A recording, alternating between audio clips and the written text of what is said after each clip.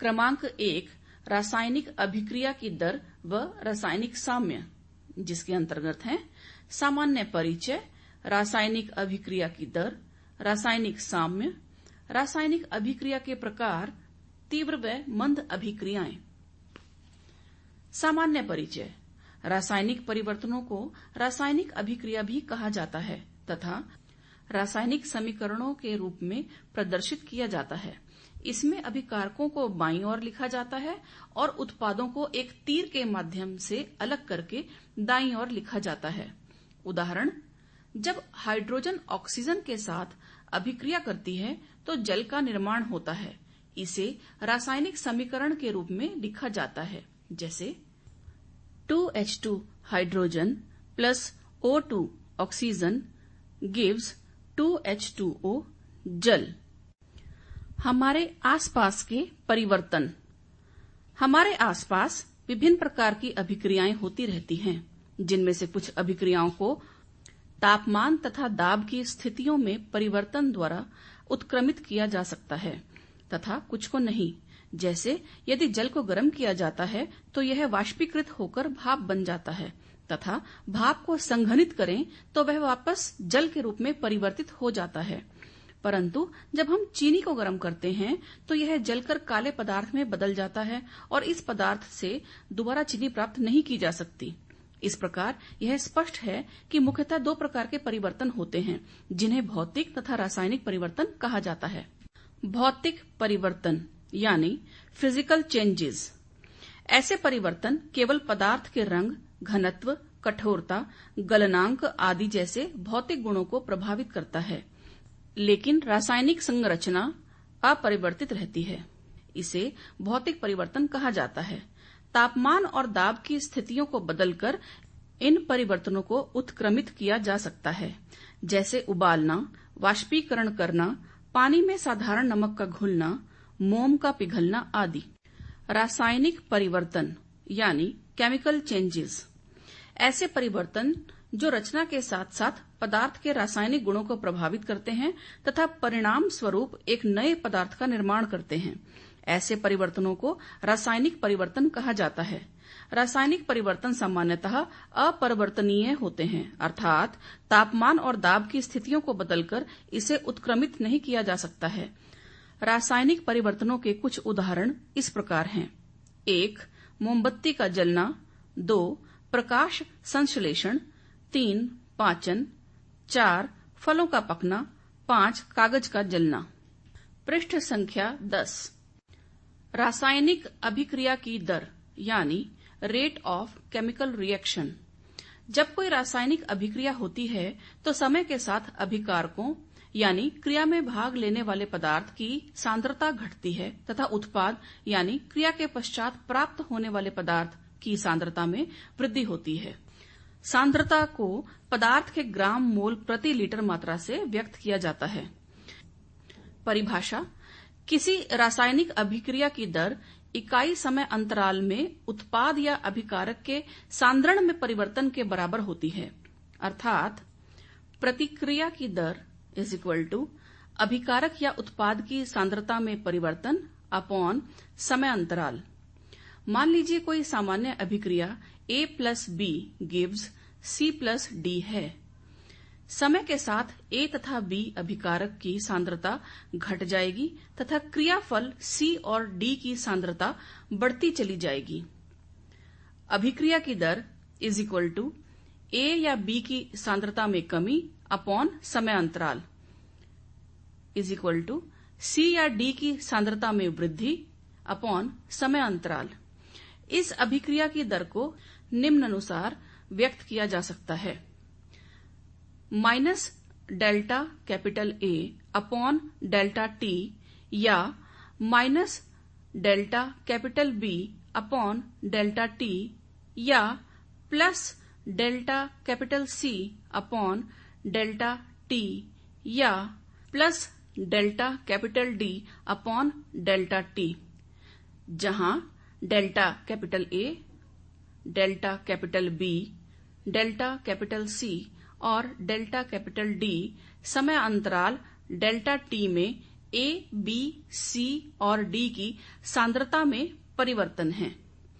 अभिकारों की सांद्रता समय के साथ कम होती जाती है, इसलिए ऋणात्मक संकेत यानी नेगेटिव साइन का उपयोग किया जाता है तथा उत्पादों की सांद्रता समय के साथ बढ़ती जाती है, अतः उसमें धनात्मक संकेत यानी पॉजिटिव साइन का प्रयोग किया जाता है। रासायनिक अभिक्रियाओं की दर हर क्षण बदलती रहती है। चूंकि अभिकारकों की सांद्रता कम होती है तथा क्रियाफलों की सांद्रता बढ़ती है, अतः किसी क्षण क्रिया की दर निम्न सूत्र से व्यक्त किया जाता है। वेग या दर is equal to dx upon dt, जहां dx सांद्रता में एक अति सूक्ष्म परिवर्तन है जो कि अति सूक्ष्म समय dt में होता है। dt समय अंतराल में क्रिया का वेग स्थिर माना जा सकता है। वेग को मोल प्रति लीटर प्रति सेकंड इकाई में व्यक्त किया जाता है। इस पृष्ठ पर एक चित्र भी बना हुआ है जो एक ग्राफ को प्रदर्शित करता है कि उसमें अभिकारक की सांद्रता समय के साथ किस प्रकार परिवर्तित होती है, जिसमें एक तरफ dt और एक तरफ dx को लिया गया है। dt समय अंतराल को प्रदर्शित करता है और dx सांद्रता को प्रदर्शित करता है। तो फार्मूले के अनुसार वेग या दर is equal to dx upon dt के द्वारा हम इस ग्राफ में यह देखते हैं dx यानी अभिकारकों की सांद्रता समय के साथ कम होती जाती है और रासायनिक अभिक्रियाओं की दर हर क्षण बदलती है, इसीलिए अभिकारकों की सांद्रता कम होती है और क्रियाफलों की सांद्रता बढ़ती है। पृष्ठ संख्या 11, अभिक्रिया की दर को प्रभावित करने वाले कारक। अभिक्रिया की दर को प्रभावित करने वाले मुख्य कारक इस प्रकार हैं। 1. अभिकारकों की सांद्रता यानी कंसंट्रेशन ऑफ रिएक्टेंट। अभिक्रिया की दर अभिकारकों का सांद्रण बढ़ाने पर बढ़ती है तथा घटाने पर कम होती है। रासायनिक अभिक्रिया अभिकारकों के अणुओं के परस्पर टकराने से संभव होती है। इसी कारण अभिकारकों का सांद्रण बढ़ाने से इकाई आयतन में अणुओं की संख्या बढ़ जाती है तथा प्रभावी टक्करों की संख्या बढ़ती है, जिससे अभिक्रिया की दर में वृद्धि होती है। अभिक्रिया की दर अभिकारकों की सांद्रता के समानुपाती होती है। 2. अभिक्रिया का ताप यानी टेम्परेचर ऑफ रिएक्शन।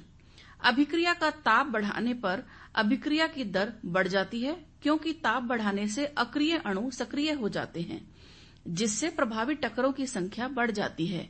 ताप बढ़ाने पर लगभग सभी अभिक्रियाओं का वेग बढ़ता है। प्रति 10 डिग्री सेंटीग्रेड ताप बढ़ाने पर अभिक्रिया की दर सामान्यतः दोगुनी हो जाती है। 3. उत्प्रेरक की उपस्थिति यानी प्रेजेंस ऑफ अ कैटलिस्ट।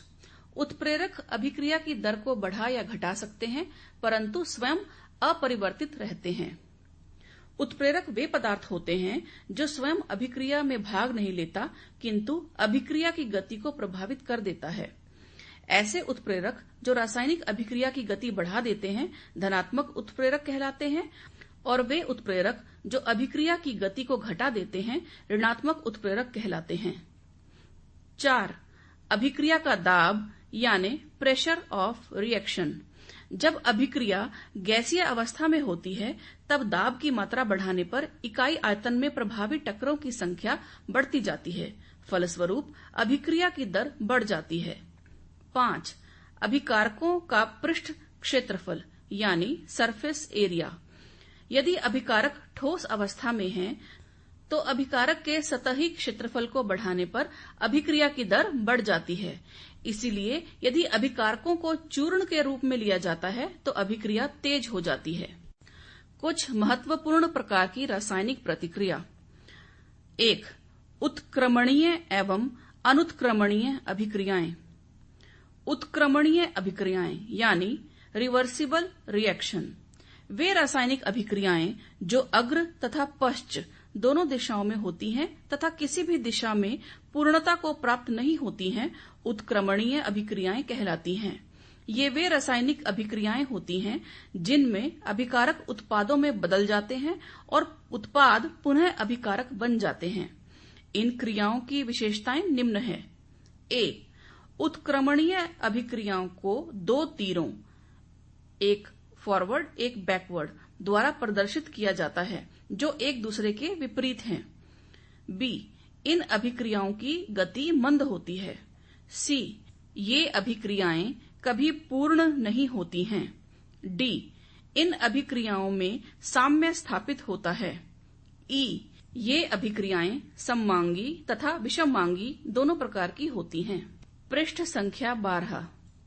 उदाहरण, जब फास्फोरस पेंटाक्लोराइड यानी PCl5 को गर्म किया जाता है तो फास्फोरस ट्राइक्लोराइड और क्लोरीन गैस बनती है। यह अभिक्रिया अग्र दिशा में होती है। PCl5 गिव्स ताप और अग्र दिशा में PCl3 प्लस Cl2, जिसमें PCl5 फास्फोरस पेंटाक्लोराइड है जो कि ताप और अग्र दिशा में फास्फोरस ट्राइक्लोराइड यानी PCl3 प्लस Cl2 यानी क्लोरीन देता है। जब उत्पाद फास्फोरस ट्राइक्लोराइड और क्लोरीन गैस को पुनः ठंडा किया जाता है तो फास्फोरस पेंटाक्लोराइड प्राप्त होता है। यह अभिक्रिया पश्च दिशा में होती है। PCl3 plus Cl2 gives PCl5 यानी phosphorus trichloride PCl3 plus Cl2 chlorine को जब ठंडा किया जाता है पश्च दिशा में, तब PCl5 यानी फास्फोरस पेंटाक्लोराइड प्राप्त होता है। यह एक उत्क्रमणीय अभिक्रिया है, इसलिए इसे निम्नानुसार लिखा गया है। PCl5 हाफ एरो पे फॉरवर्ड डायरेक्शन में गर्म और हाफ एरो पे बैकवर्ड डायरेक्शन में ठंडा, जिससे हमें PCl3 प्लस Cl2 प्राप्त होता है।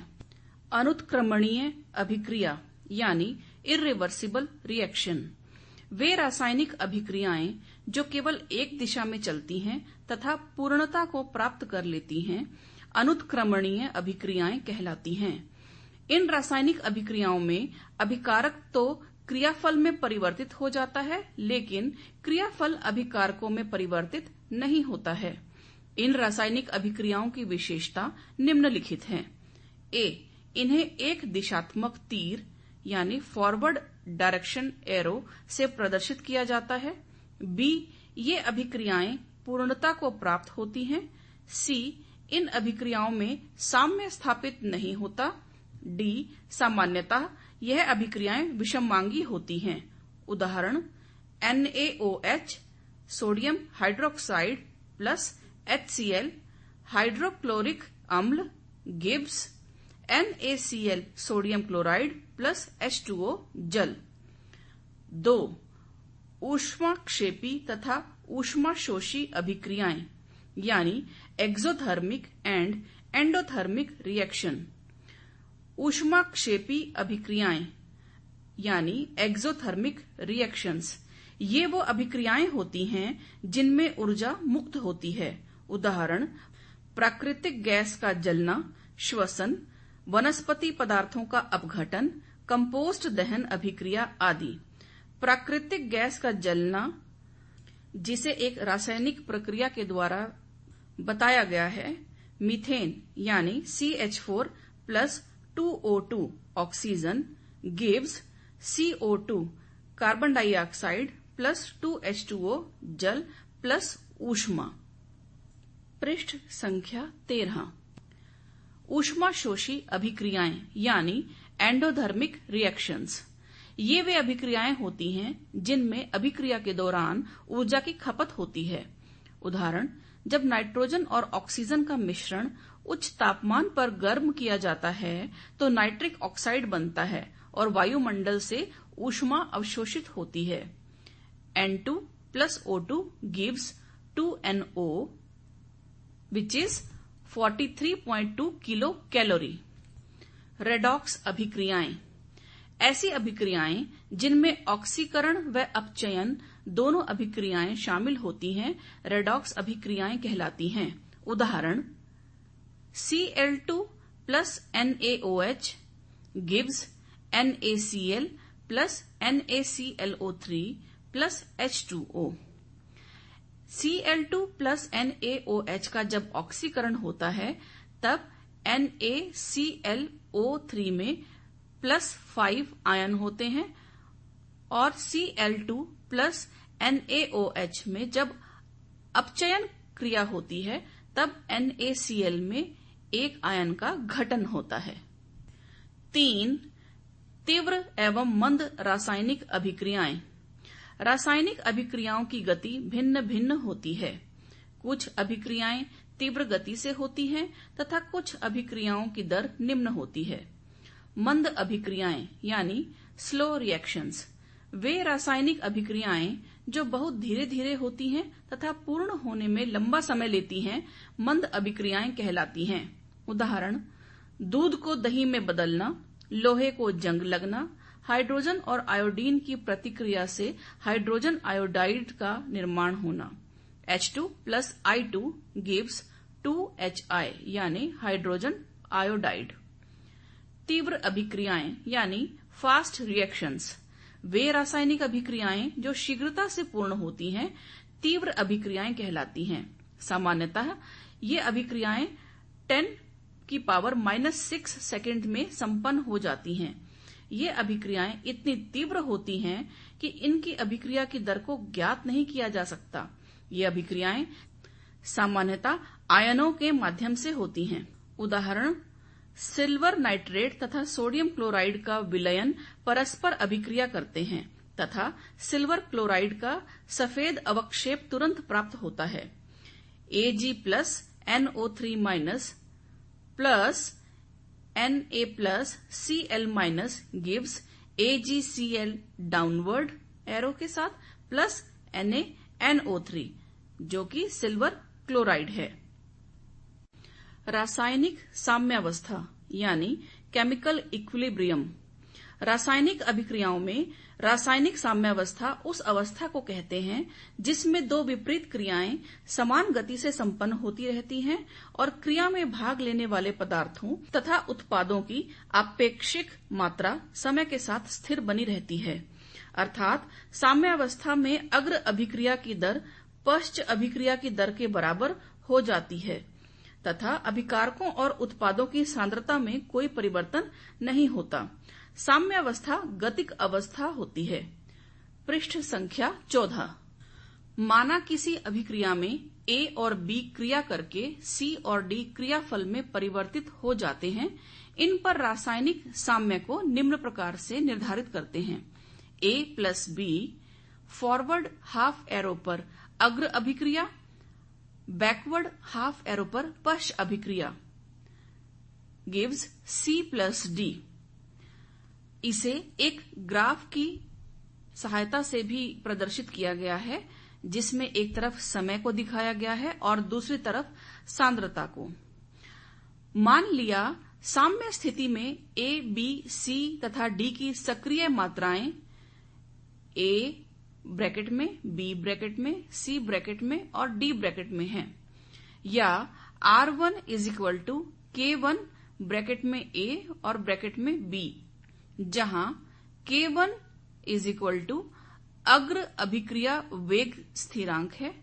पश्च अभिक्रिया की दर यानी R2 समानुपाती है कैपिटल में C और कैपिटल में D के, या R2 = कैपिटल K2 ब्रैकेट में कैपिटल C ब्रैकेट में कैपिटल D, जहां K2 है पश्च अभिक्रिया वेग स्थिरांक। और साम्यावस्था में अग्र अभिक्रिया की दर बराबर होती है पश्च क्रिया की दर के, या R1 = R2, या हम यूं भी कह सकते हैं small k = capital A bracket में कैपिटल B ब्रैकेट के अंदर is equal to K2 bracket में कैपिटल C ब्रैकेट में कैपिटल D, यानी K = AB = K2CD, या हम यूं भी कह सकते हैं K = small k1 upon small k2 is equal to capital CD upon capital AB, क्योंकि k1 upon k2 is equal to capital A यानी साम्य स्थिरांक है। या हम यूं भी कह सकते हैं capital K is equal to CD upon AB। यहां नोट करने वाली बात यह है कि कैपिटल K साम्य स्थिरांक है। K का मान अभिकारक और क्रियाफल के सांद्रण पर निर्भर नहीं करता, परंतु वह अभिक्रिया की प्रकृति व ताप पर निर्भर करता है। इस ग्राफ में यह दिखाया गया है कि समय बढ़ने के साथ साथ उत्पाद की सांद्रता बढ़ती है और अभिकारक की सांद्रता कम होती है। रासायनिक साम्य के प्रमुख लक्षण: 1. दोनों दिशाओं में होने वाले प्रक्रमों की गति बराबर लेकिन विपरीत होती है। 2. अभिक्रिया किसी भी दिशा में पूर्णता प्राप्त नहीं करती है। 3. अभिकारकों तथा उत्पादों की मात्राएं साम्य मिश्रण में स्थिर रहती हैं। 4. ताप, दाब अथवा सांद्रण के परिवर्तन से साम्य अवस्था में भी परिवर्तन होता है। 5. उत्प्रेरक की उपस्थिति से साम्य अथवा परिवर्तित नहीं होती हैं। 5. साम्यावस्था में निकाय की ऊर्जा न्यूनतम होती है। पृष्ठ संख्या 15। उत्क्रमणीय अभिक्रिया और साम्यावस्था की गतिक प्रकृति। निम्न प्रयोग उत्क्रमणीय अभिक्रिया में साम्यावस्था को समझने में सहायक हैं। जब अमोनियम थायोसाइनेट विलयन को फेरिक क्लोराइड यानी FeCl3 के क्षारीय विलयन के साथ मिलाया जाता है तो गहरे लाल रंग का फेरिक थायोसाइनेट यानी FeCnS3 बनता है। इसे रासायनिक क्रिया के द्वारा समझा जा सकता है। FeCl3 plus 3NH4CnS which gives half arrow forward, half arrow backward. FeCnS thrice plus 3NH4Cl। इस स्थिति में ठोस अमोनियम क्लोराइड यानी NH4Cl मिलाने पर विलयन पुनः रंगहीन हो जाता है। विलयन में FeCl3 मिलाने पर फिर से लाल रंग दिखाई देता है। इससे स्पष्ट होता है कि उपरोक्त अभिक्रिया उत्क्रमणीय है तथा स्थापित साम्य की प्रकृति गतिक है। जब एक परख नली में अम्लीय कैडमियम क्लोराइड विलयन में से H2S को गुजारा जाता है तो हमें कैडमियम सल्फाइड यानी CdS का पीला अवक्षेप प्राप्त होता है। इसे रासायनिक अभिक्रिया से समझते हैं। CdCl2 plus H2S which gives half forward arrow and half backward arrow CdS plus 2HCl। इस स्थिति में सांद्र HCl की कुछ बूंदें मिलाने पर अवक्षेप घुल जाता है तथा साफ विलयन प्राप्त होता है। प्राप्त विलयन में H2S गैस प्रवाहित करने पर पुनः नीला अवक्षेप प्राप्त होता है। इस प्रयोग से उत्क्रमणीय अभिक्रिया की गतिक प्रकृति सिद्ध होती है। रासायनिक साम्यावस्था को प्रभावित करने वाले कारक। 1. सांद्रता। अभिकारक, उत्पाद या सांद्रता में परिवर्तन करने से साम्यावस्था प्रभावित होती है। साम्यावस्था में अभिकारकों की सांद्रता बढ़ाने पर रासायनिक अभिक्रिया दाईं ओर प्रेरित होती है, वहीं उत्पाद की सांद्रता में वृद्धि करने पर साम्यावस्था में अभिक्रिया बाईं ओर प्रेरित होती है। 2. ताप। तापमान में परिवर्तन करने से साम्यावस्था भी प्रभावित होती है। ताप में वृद्धि करने से हमेशा रासायनिक साम्य ऊष्माशोषी अभिक्रिया की ओर स्थानांतरित होती है तथा ताप घटाने पर साम्यावस्था की दिशा ऊष्माक्षेपी अभिक्रिया की ओर होती है। 3. दाब। दाब में परिवर्तन से भी साम्यावस्था प्रभावित होता है। उदाहरण स्वरूप यदि किसी गैस निकाय के आयतन में कमी की जाए तो उसके दाब में वृद्धि होती है, जिससे अभिकारक व उत्पाद दोनों की सांद्रता बढ़ जाती है। पृष्ठ संख्या 16। पूर्व वर्षों में आए हुए प्रश्न। प्रश्न 1. सोडियम कार्बोनेट के जलीय विलयन की प्रकृति की व्याख्या कीजिए। 2 अंक 2012। प्रश्न 2. अभिक्रिया की दर को प्रभावित करने वाले महत्वपूर्ण कारकों की व्याख्या कीजिए। 4 अंक 2012। प्रश्न 3. रासायनिक अभिक्रिया की दर को परिभाषित करें। 2 अंक 2013। प्रश्न 4. उत्क्रमणीय एवं अनुत्क्रमणीय अभिक्रियाओं के दो दो उदाहरण दीजिए। 2 अंक 2014। प्रश्न 5, ऊष्माक्षेपी एवं ऊष्माशोषी अभिक्रिया को परिभाषित कीजिए तथा उदाहरण दें। 2 अंक 2015। प्रश्न 6, रासायनिक साम्य से आप क्या समझते हैं? इनके प्रमुख लक्षणों की विवेचना कीजिए। निम्न अभिक्रियाओं के साम्य पर दाब, ताप एवं सांद्रता के प्रभाव का वर्णन करें। 10 अंक 2015। 1. PCl5 PCl3 plus PCl2 minus Q. 2. 2SO2 plus O2 2SO3 plus Q. प्रश्न 7, मंद एवं तीव्र अभिक्रिया से आप क्या समझते हैं? उदाहरण देकर समझाइए। रासायनिक अभिक्रिया की दर को प्रभावित करने वाले कारकों की विवेचना कीजिए। 10 अंक 2016। प्रश्न 8, रासायनिक अभिक्रिया की दर से आप क्या समझते हो? इसकी इकाई लिखो। 2 अंक 2017। अभ्यास प्रश्न। प्रश्न 1, तत्वों में रासायनिक और भौतिक परिवर्तनों के बीच अंतर। प्रश्न 2, अभिक्रियाओं की दर को प्रभावित करने वाले कारकों का वर्णन करें। प्रश्न 3, रासायनिक साम्य क्या है? प्रश्न 4, गतिक साम्यावस्था की व्याख्या कीजिए। पृष्ठ संख्या 17।